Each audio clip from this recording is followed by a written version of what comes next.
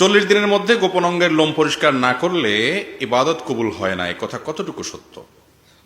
এটা আমাদের সমাজে বহুল প্রচলিত একটি বিষয় যে যদি কেউ নাভির নিচের পশম, বগলের নিচের পশম, এই সমস্ত পশম যদি কেউ 40 দিনের বেশি পরিষ্কার না করে তাহলে ওই ব্যক্তির কোনো নামাজ কবুল হবে না, ইবাদত কবুল হবে না।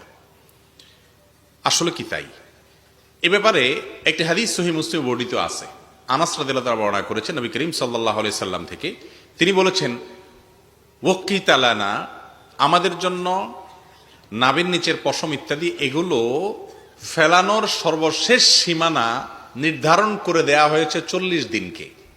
তার মানে উচিত তো হলো আগে আগে করা, সপ্তাহে 15 দিনে একবার আপনার হাতের নখ কাটবেন, গোপ ছোট করবেন, নাভির নিচের বগলের নিচের লোম পশম করবেন, অবাঞ্ছিত লোমগুলো চেষে ফেলবেন, এই কাজগুলো আপনি করবেন। এগুলো মিন সুনানিল ফিতরাহ, অর্থাৎ সকল যুগে নবী রাসূলদের মধ্যে এই সুন্নাতটা আল্লাহর পক্ষ থেকে অবধারিত ছিল।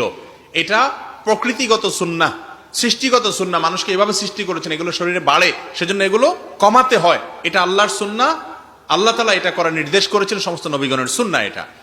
তো সেই সুন্নাহটা পালন করবেন সপ্তাহে একবার, না হয় 15 দিনে একবার, নয় 3 সপ্তাহে একবার, নয় 4 সপ্তাহে একবার, সর্বোচ্চ 40 দিনের মধ্যে একবার অবশ্যই করবেন।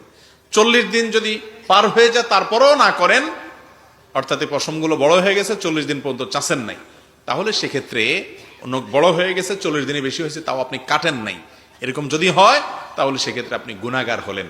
কারণ হাদিসে নবী করিম সাল্লাল্লাহু আলাইহি সাল্লাম 40 দিনের মধ্যে এটাকে কাটার নির্দেশ করেছেন, 40 দিনকে চূড়ান্ত সীমা নির্ধারণ করেছেন।